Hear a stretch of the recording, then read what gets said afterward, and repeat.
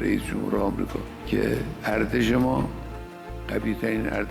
ইরানের ইতিহাসে এক অপ্রত্যাশিত মোড় এসেছে। দেশটির সর্বোচ্চ নেতা আয়াতুল্লাহ আলী খামেনি নিহত হয়েছেন, এমনটাই সরকারি আন্তর্জাতিক বিভিন্ন সূত্র নিশ্চিত করেছে।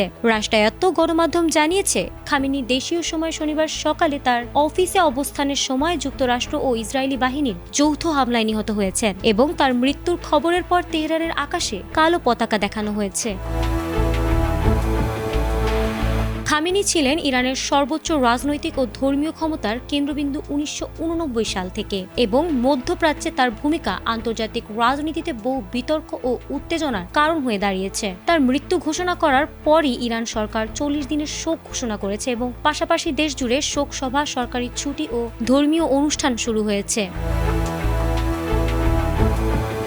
রোববার সকালে খামেনির নিহত হওয়ার খবর সরকারিভাবে নিশ্চিত হওয়ার পর আইআরজিসি এক বিবৃতিতে জানিয়েছে, আমরা একজন মহান নেতাকে হারিয়েছি এবং তার জন্য গভীরভাবে শোকাহত। মানবতার সবচেয়ে নিষ্ঠুর সন্ত্রাসী ও জল্লাদের হাতে আমাদের নেতার এই শাহাদাত প্রমাণ করে তার ব্যক্তিত্ব, নেতৃত্ব এবং দেশপ্রেম তাদের জন্য আতঙ্কজনক হয়ে উঠেছিল। আইআরজিসি কড়া প্রতিক্রিয়া জানিয়ে বলেছে, খামেনির হত্যাকারীদের দ্রুত ও কঠোরভাবে শাস্তি দেবে এবং ইরান সবচেয়ে ভয়ঙ্কর সামরিক অভিযান চালানোর হুমকিও প্রকাশ করেছে। এই প্রতিশোধ কার্যক্রমের লক্ষ্য হিসেবে তারা ইসরায়েল ও যুক্তরাষ্ট্রযুক্ত ঘাঁটিগুলোর নাম উল্লেখ করেছে। ইরানের প্রেসিডেন্টও খামেনির হত্যাকে একটি বড় অপরাধ হিসেবে আখ্যায়িত করে বলেছেন, এই অপরাধ অপ্রত্যাশিতভাবে উত্তর ছাড়াই থাকবে না এবং এর পরিণতিতে আন্তর্জাতিক প্রেক্ষাপটে উত্তেজনা আরও বাড়বে।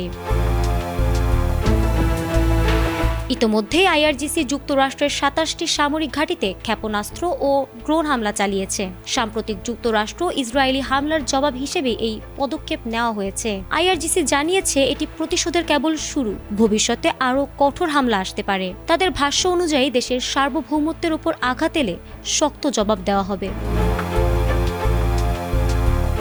তবে যুক্তরাষ্ট্র বড় ধরনের ক্ষয়ক্ষতির কথা এখনও আনুষ্ঠানিকভাবে নিশ্চিত করেনি। বিশ্লেষকদের মতে পাল্টাপাল্টি এ হামলা মধ্যপ্রাচ্যে নতুন করে অস্থিতিশীলতা তৈরি করেছে এবং পরিস্থিতি আরও জটিল হয়ে উঠতে পারে।